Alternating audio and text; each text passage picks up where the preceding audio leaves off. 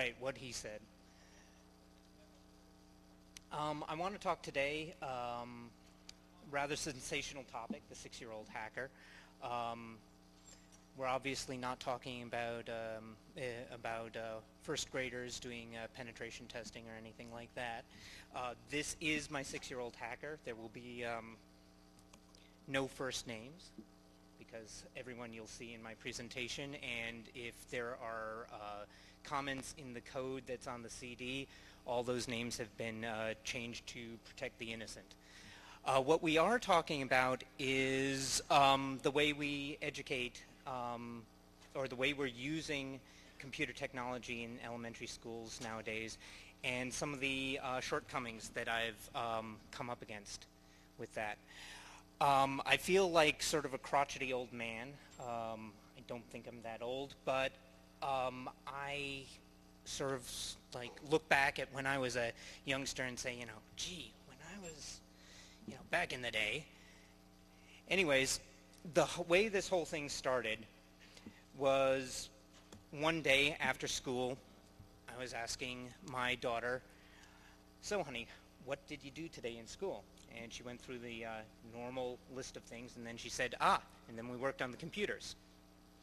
And I was sort of surprised, being the small school that it was. I didn't even at that point realize that they had a computer lab. I said, oh, really? What did you do? I said, well, we did Mavis Beaking. And I was like, okay, yeah, that's cool. You should be learning how to type. Then she said, and then we played Math Blaster. I said, oh, God. No.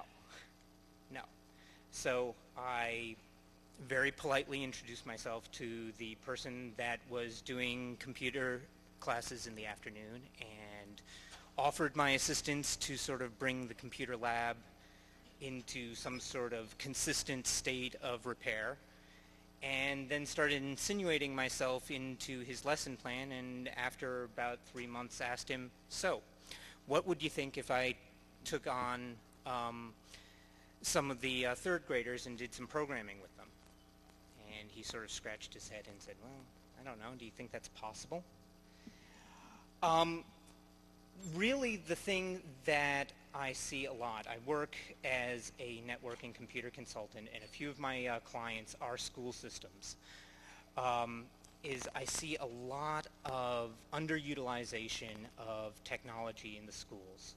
I see a lot of computer labs that are used for all sorts of very interesting purposes that I'm not really sure are central to the educational experiences of the children.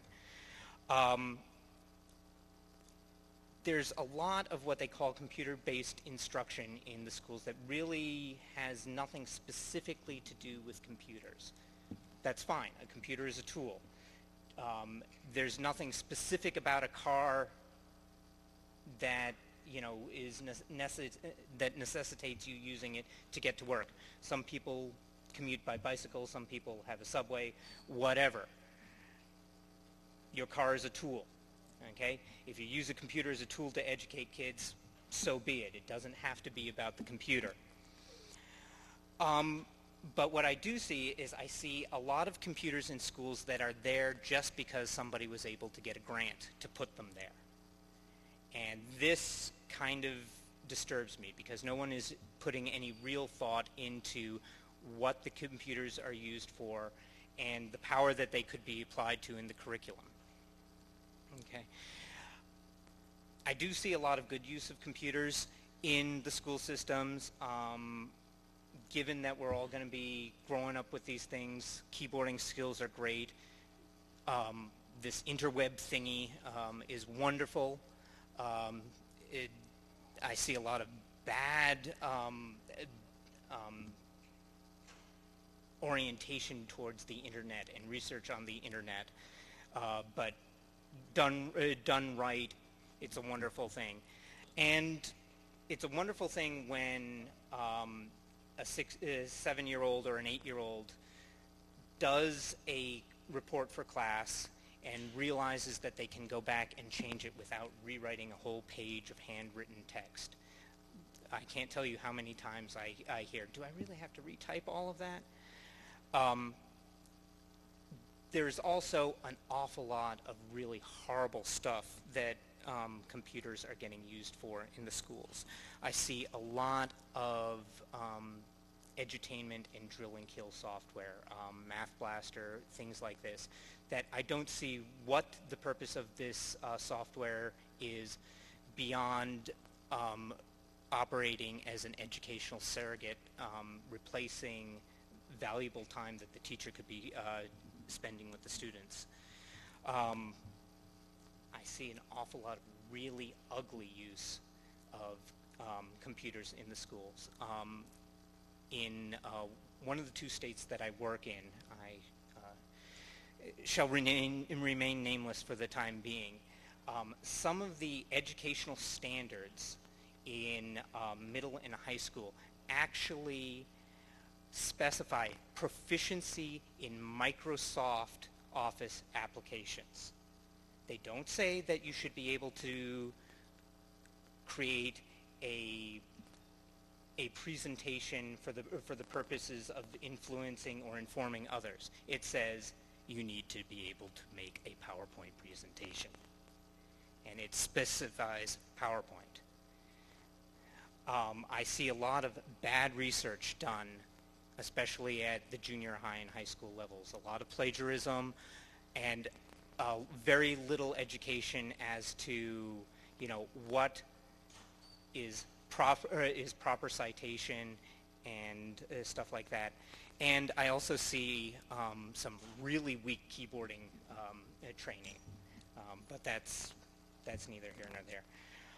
Also, the environment in which the computers are used is less than ideal. We have these computer labs. Everything in the labs is locked down, and the students are encouraged not to change anything on their computers. From an instructional point of view and from the limited knowledges of many of the people that are in charge of running these labs and these experiences, this is appropriate, because should the students get into something inappropriate or should they change something, they don't know how to deal with it. Also, I see a lot of computer use in after-school programs. I'm just going to gloss through this. Many of the same objections apply. Okay. Sorry. So I was considering, I was thinking back to my childhood or to my teen years and thinking, what was it about the early computers that really fascinated me? My first S100 bus computer, and then later my first TI-44 and my Trash 80, the Wang that we had at the high school. And I really got jazzed on the idea of taking this computer that when you powered it on did nothing. It provided you with a prompt, and that was it. And I thought to myself, well, what is it that the kids now are missing that we might be able to provide for them? And I was thinking back again, and I thought, a lot of what I learned on the computers was self-taught, and a lot of it had to do with, okay, the computer doesn't do what I want it to do, I'll make it do it. So I decided that what we were going to do is teach programming. And I started with 3rd graders. Last year, I expanded that to 2nd graders, and this coming year, I'll be working with first graders. And the purpose behind this is, I think that this provides the ability for kids to really explore the environment that they're in, something that they're given very little opportunity to do in most educational systems. I'm lucky in that my children go to a Montessori school, and this is integral to the curriculum, and was very lacking in their dealings with computers. So I was trying to bring this into the general philosophy of what was going on in the rest of the school. So when I was challenged immediately by the directors of the school that it was ridiculous to try to teach computer programming to 3rd graders, I said, no, really, I do think I can do it. In fact, it's been being done since the 1960s. So I've started these computer classes, take 6 to 11-year-olds, and I try to teach them that when you turn on the computer, it's not just for running prepackaged applications. It's not just for gaming. It's not just for exploring the web. And it's not just for that boring stuff that your parents do, like spreadsheets and paying the bills and stuff like that. The tool that I chose to use is Logo programming language, written at least in part by Seymour Papert back in the 1960s at MIT. And there are some nice versions of that run under just about any platform you can imagine. UCB Logo runs under Mac and Linux, and there's MSW Windows, which is a derivative of UCB Logo that runs under Windows.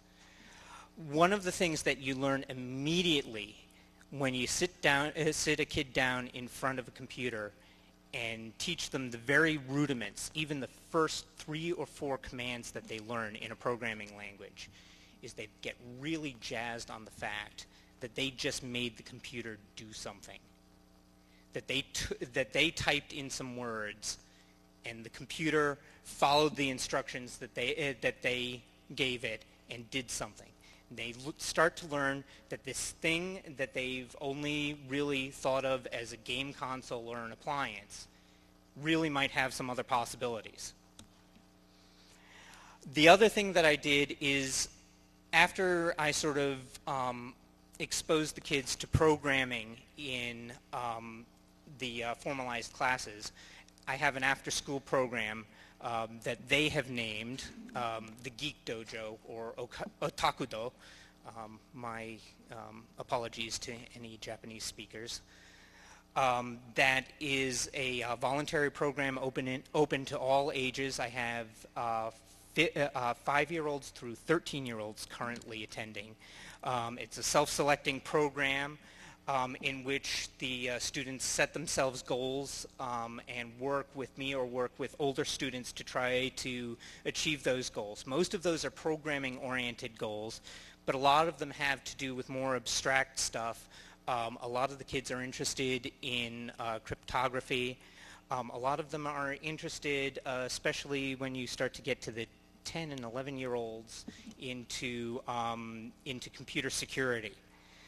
And a lot of them are interested in more mathematical pursuits that are more or less related to sort of geeky stuff. I also run a summer school which is patterned after the programming classes, but is concentrated on a specific project for 2 weeks. The major thrust of all of this is to awaken some of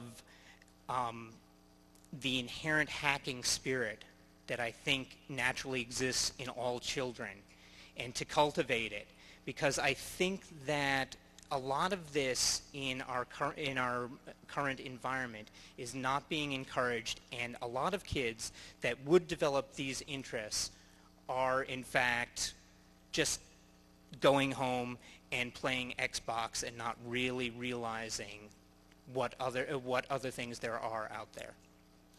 So we have a motto at Otakudo: it's fun to have fun, but you have to know how. So what sort of results am I getting?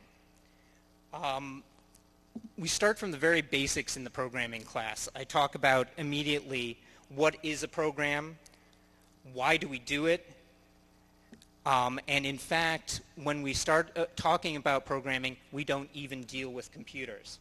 Here's the first exercise that I give the students. They have to look at this picture and write me a set of instructions so I can select the right blocks out of a box and build this object for them. Obviously, hilarity results. And this actually takes an hour before they can program me properly to build this object. As I said earlier, I use the logo programming language, which is based on what are known as turtle graphics, which is important because this is accessible to young children because the graphics are all relative motion graphics, or at least they are at the beginning. You have a sprite on the screen that for historic reasons is referred to as a turtle that follows commands like forward, right turn, left turn, pen up, pen down, things of this sort. And most 6-year-olds and the majority of 5-year-olds can write you a program, write you a simple program to draw you a square within the first 60-minute class, given a collection of 40 commands. And here are some of the results. This is actual code written. None of the code up here is written by anyone older than 7 years old. I have to admit I did some indenting for clarity on 2 of the programs. The person on the left, again, who shall remain nameless, is the namesake of the talk. She is my 6-year-old hacker. She is an amazing cryptographer. She is doing, she is now 7 and doing, and cracking double replacement ciphers on the basis of frequency patterns and things like that. On the right, you see some of my older students who are actually in this photograph constructing the web proxy that their school uses, of course, with some guidance. Other projects that they've done is they've programmed their own games.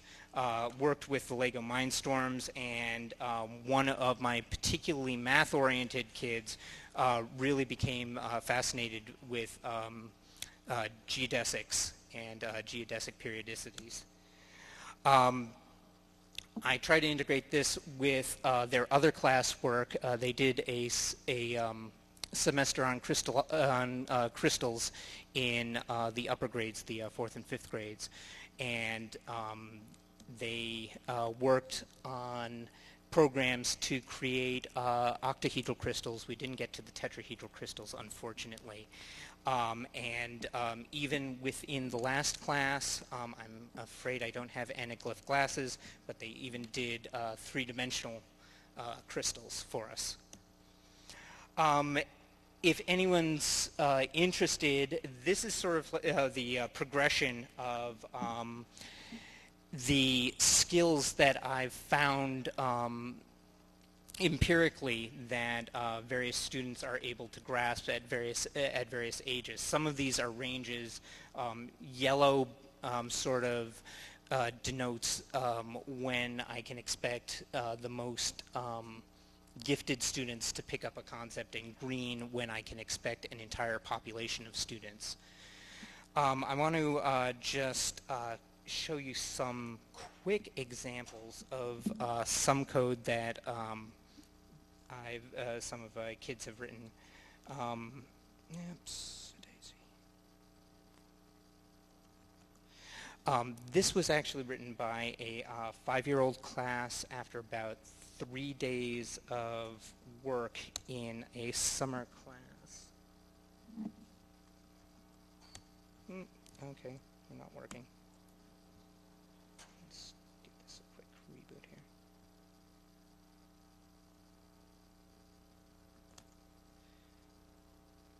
Okay, maybe not.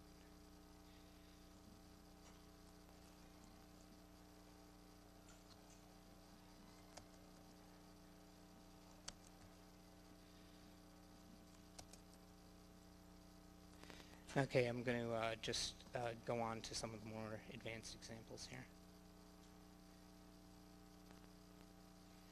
Okay, one of the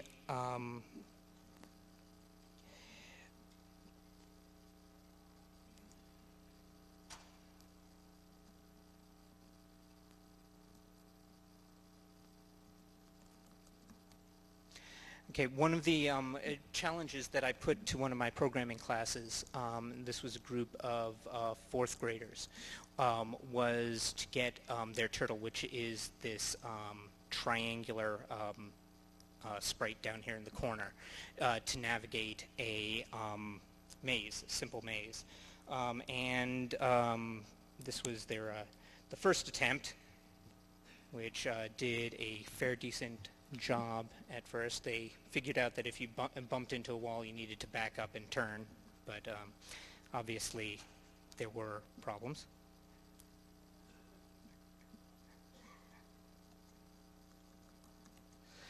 The second attempt, they figured, okay, well, if I always turn the same amount, then perhaps that's going to get me stuck. So this time I'll try a random turn.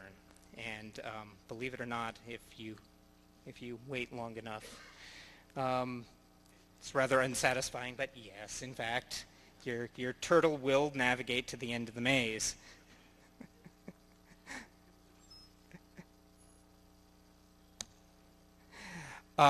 So it took them about 4 one-hour classes to finally figure out the excruciating 15 lines of code that was necessary to create a wall following. Whoops, I got the wrong one. Let's just halt that.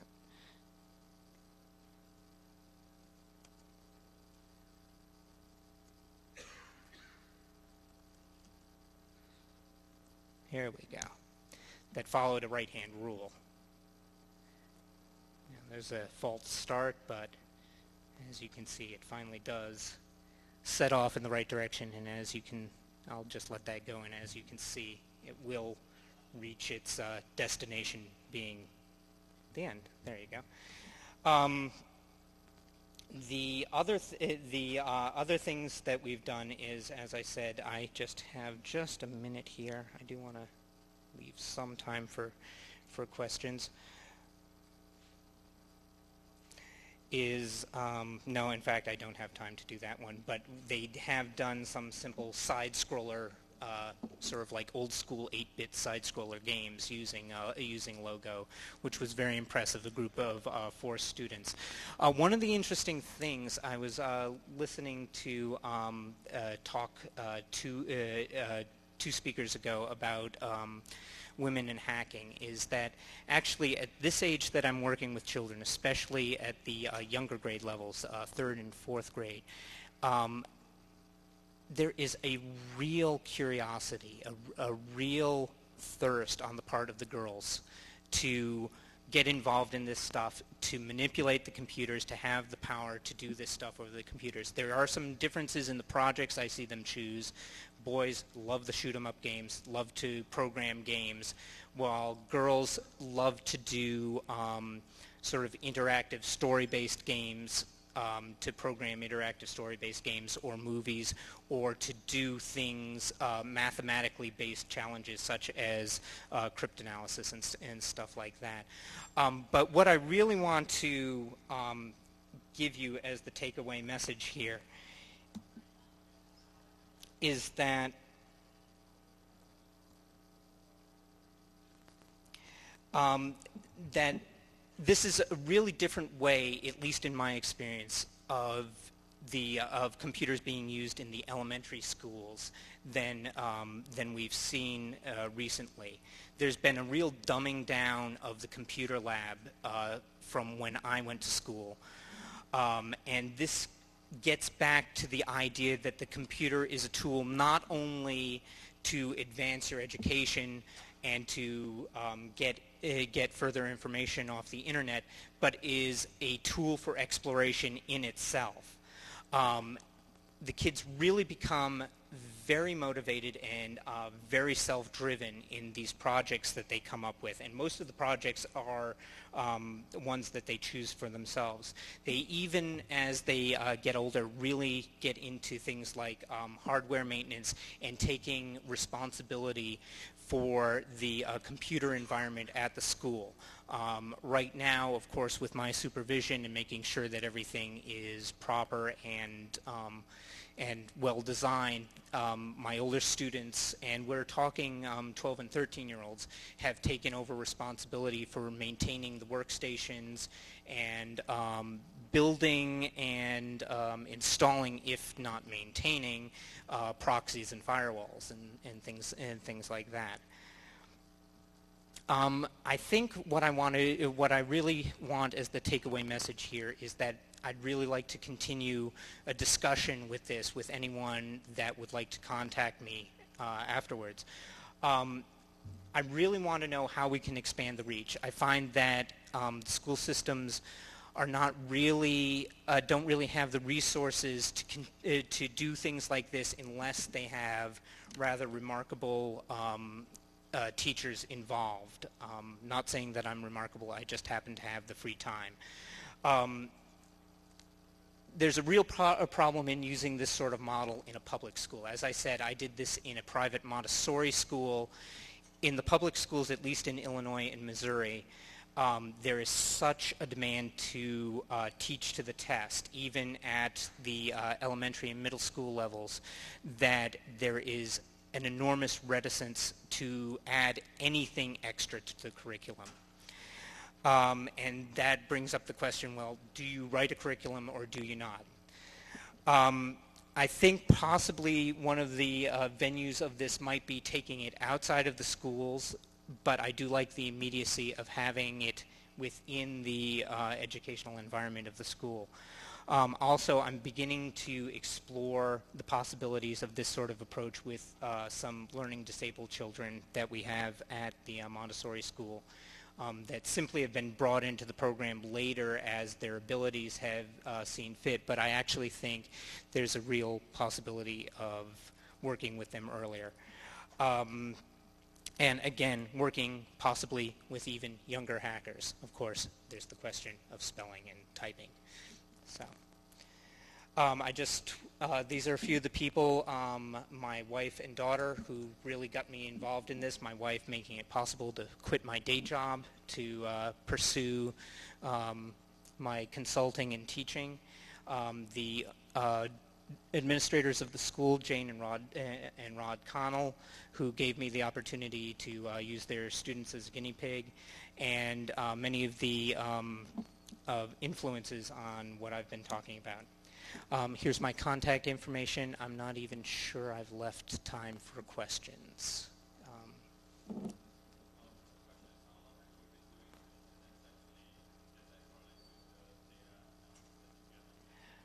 The data, the question was, how long have I been doing this and does it correlate to the data analysis? I have been doing this for 2.5 school years. I started in January.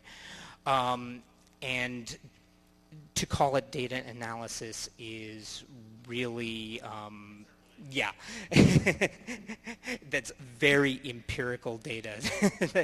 That's rather, that's very qualitative data. There's, I have been keeping records which could be analyzed in more depth, but those are really impressionistic data that I was showing there.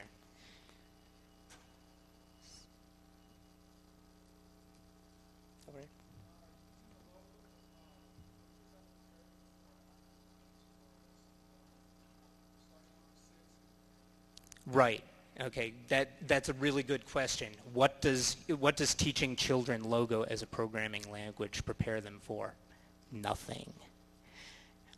What it does is it's a tool.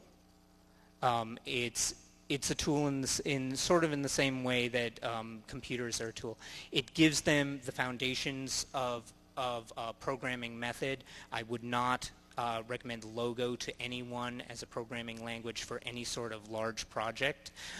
Even in the game design, when my older students came back for summer class this year, and we started working on our second game, the consensus was, gee, the game we made last year really sucked. and that was largely a function of the limitations of Logo. I will say, however, that it teaches them the fundamentals of programming structures, things like that. I have kids writing binary search trees in Logo, things like that. And I have my older kids working in Java now.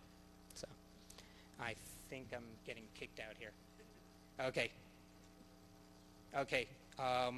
Any more questions? Oh, I'm sorry. Go ahead.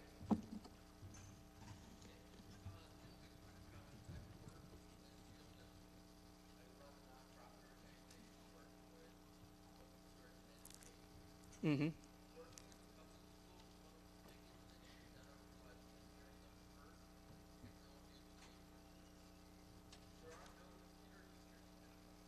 That's correct.